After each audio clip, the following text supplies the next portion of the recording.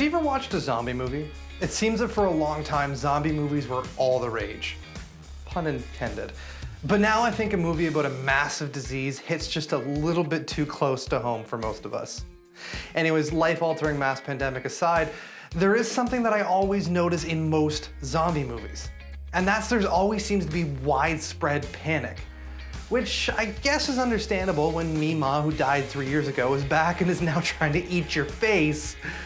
But what's interesting about that panic is it seems that law and order are the first things to go out the window. As soon as the first zombies are out of the dirt, laws, rules, and stoplights are meaningless. There is one specific example of this that comes to mind. It's from a TV series called The Walking Dead, which is a terrifying show that I'd highly recommend that you avoid for now. But today it's gonna help me make a point. There was a group of main characters that were attempting to survive in a lawless zombie world, and they come across a group of people who have made and fortified this town, and they were living safely under the rule of Captain Eye Patch here. And in case that eye patch didn't give it away, this guy turns out to be bad news. And the group is forced to barely escape with their lives. Now, what does that have to do with the book of James and God's rule of love? Well, I'm gonna come back to that. But for now, let's answer this question.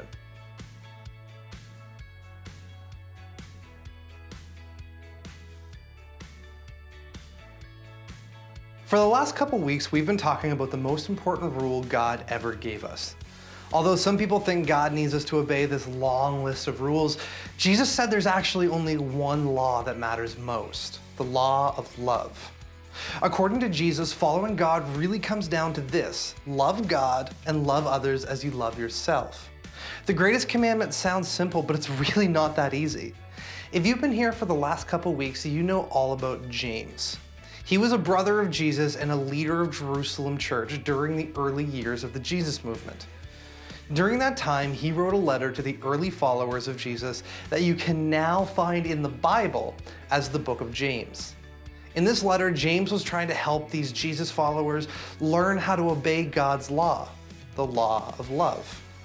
Now, James wasn't a king, but he was still a very powerful person because he led one of the most important community of Jesus followers at the time. People wanted to hear what he had to say. He also had a reputation for being just and fair, as illustrated by his nickname, James the Just. James had a lot of authority and power and influence, and people from all over looked to James for wisdom. So when a dispute arose among some of the early churches from different regions, they looked to James to judge the dispute and make a ruling on who was right and who was wrong. All right, here was the problem. Most of the first followers of Jesus were Jewish people who believed Jesus was the Messiah God had promised them.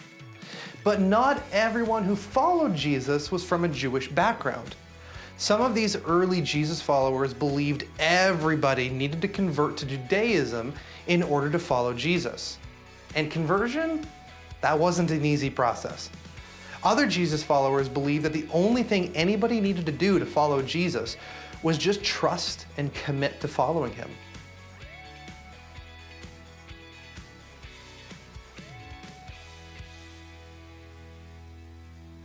James listened carefully to all the perspectives and he made a decision.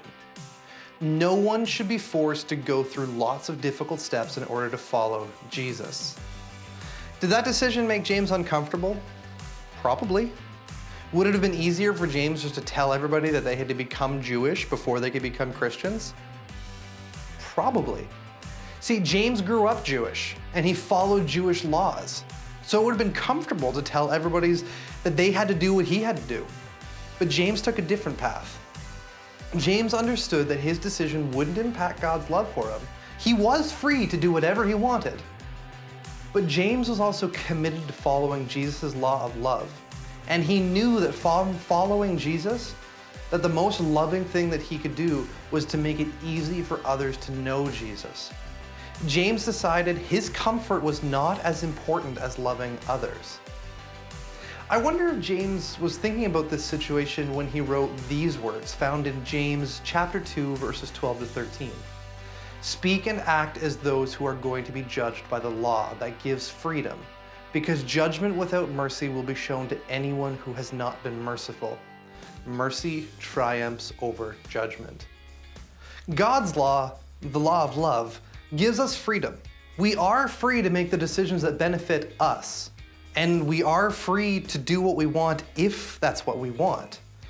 God's not going to stop us, and He's not going to love us any less, but we are called by God to speak and act out of love for God and others.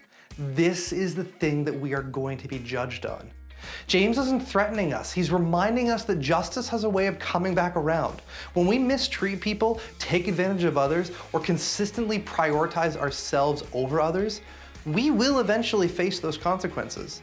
But when we're compassionate, forgiving, gracious to each other, God sees that. You could say that we have freedom to treat people however we want, but when we live in a way that prioritizes our wants and our comfort at the expense of others, we're not free. That's why Jesus told us that the most important thing that we can do besides loving God isn't just to love ourselves, but to love others like we love ourselves. It's why the book of James tells us to show mercy to others instead of judgment. Because we'll never live freely as long as we're living for ourselves. There is one thing we will someday answer for. How did we love God and love others? We could make decisions that only benefit ourselves, but free people make decisions that benefit others.